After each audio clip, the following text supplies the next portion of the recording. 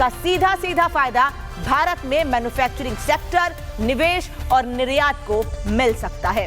भारत ने tariff war के बाद अमेरिका को घुटनों पर लाया, साथ ही चीन के साथ भी रिश्तों में सुधार की कवायद की गई।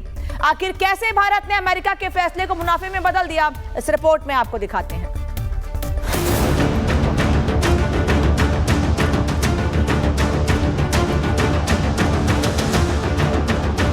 महज 29 दिनों के अंदर ट्रंप टैरिफ वॉर पर नरम पड़ गए।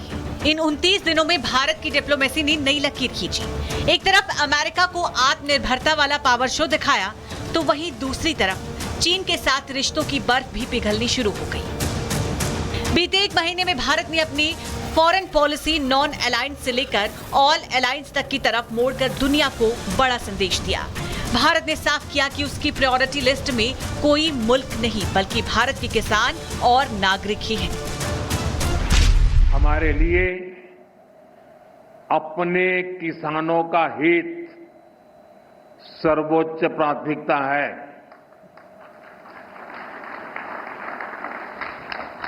भारत अपने किसानों के, पशुपालकों के और मछुआरे भाई बहनों के हितों के साथ कभी भी समझौता नहीं करेगा। पीएम मोदी ने लाल किले की प्राचीन से इस बात का ऐलान किया। निशाने पर अमेरिका का टैरिफ वॉर था, लेकिन संदेश दुनिया के सभी मुल्कों को। भारत ने इन 29 दिनों में साफ कर दिया, समझौते की गुंजाइश नहीं है। अब शर्तें भारत की होगी, झुकना बाकी देशों को होगा। भारत ने इस दौरान एक साथ कई निशाना साधा, जिससे साफ हो गया है कि विकसित भारत की तस्वीर बुलंदी और डंके की चोट पर लिखी जाएगी। आत्मनिर्भर भारत वाले पीएम मोदी ने साफ किया है कि सदी हिंदुस्तान का है और लकीर भी हिंदुस्तान ही खींचेगा। मैं आज हर छोटे मोटे व्यापारी को, दुकानदार से आग्रह करना चाहता हूं, आपकी भी जिम्मेवारी है। हम छोटे थे, हमने कभी बाजार में देखा नहीं था कि शुद्ध घी की दुकान, ऐसे ही लिखा जाता था घी की दुकान, लेकिन समय रहते लोग लिखने लगे शुद्ध घी की दुकान। मैं चाहता हूं देश में ऐसे व्यापारी आगे आए, ऐसे दुकानदार आए कि हाँ स्वदेशी माल बिकता है, वो बोर्ड लगा रहा है।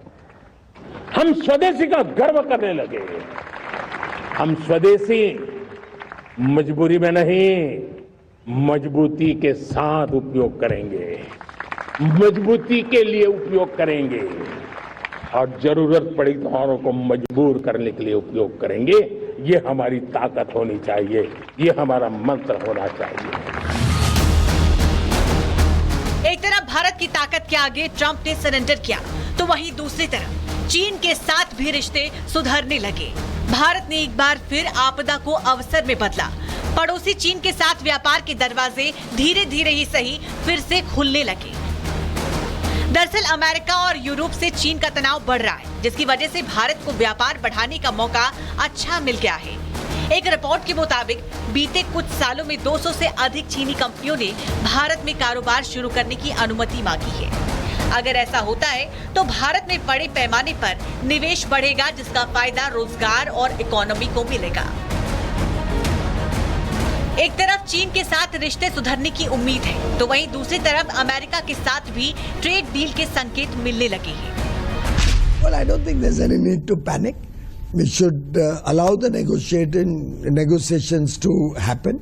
We continue to have very good relations with the United States, and I'm sure that we'll be able to resolve some of these issues and come to a equitable, fair and balanced agreement. Is there a timeline?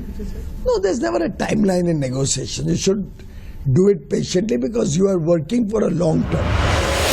संकेत साफ है कि back channel में America Bharat के साथ रिश्ते सुधारने की कोशिश कर रहा है। टैरिफ वॉर के बीच ट्रंप की नरमी के बाद कई तरह के कयास लगाए जा रहे हैं। माना जा रहा है कि बहुत जल्द ट्रंप अतिरिक्त टैरिफ वाले फैसले पर यू टर्न ले सकते हैं। ये भारत के प्रधानमंत्री श्री नरेंद्र मोदी के विवेकपूर्ण, बुद्धिमत्तापूर्ण, सावधानी भरे कूटनीतिक कदमों का ही परिणाम है। कि आज भारत के चाइना के साथ भी संबंध सुधरे हैं और अमेरिका भी अपनी नकारात्मक सोच के साथ अब झुकने को तैयार हो गया है। वो अपने व्यवहार में बदलाव लाने के लिए तैयार दिखाई देता है और इसमें कोई दो राय नहीं है कि हाल के समय में जिस तरीके से यूनाइटेड स्टेट्स ऑफ अमेरिका के राष्ट्रपति डोनाल्ड ट्रंप की जो आक्रामक टैरिफ नीति भारत को टारगेट करते हुए अपनाई गई और उसके बाद से भारत ने जिस तरीके के डिप्लोमेटिक मनूवर्स किए, भारत ने अपनी स्ट्रेटजिक ऑटोनॉमी को पूरी तरीके से एक्सरसाइज करते हुए रशिया के साथ अपने संबंधों को और बढ़ाने की ही कवायद की।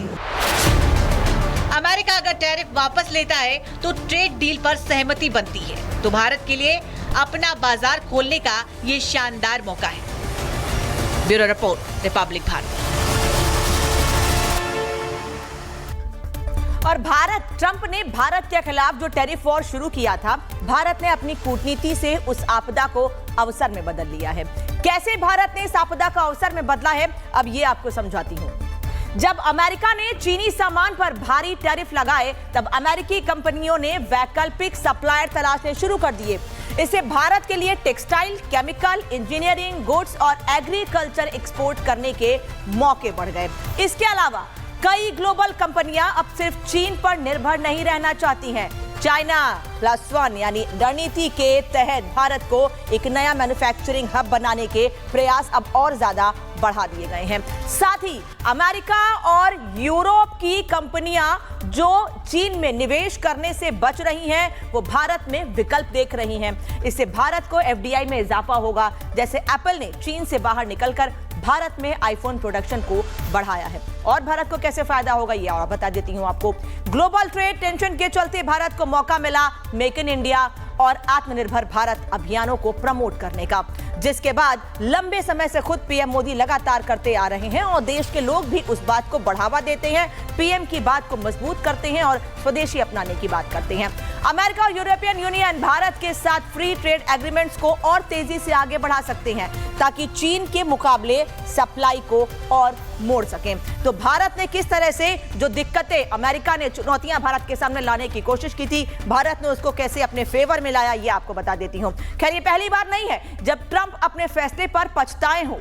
ये वही ट्रंप है जो चीख चीख कर भारत पाकिस्तान के बीच सीज फायर का ऐलान करते रहे, लेकिन एक फोन पर रूस यूक्रेन युद्ध रुकवाने वाले ट्रंप ने पुतिन पर यू टर्न ले लिया है। कैसे लिया है, सुन लीजिए। A little more than 7 months. When you think of it, we stopped 7 wars. And the war that I thought was going to be the easiest is probably the most difficult. That's the Ukraine and Russia. I thought that would be easier. The relationship with President Putin, all of that, it didn't matter. It's ended up being probably the most difficult. But we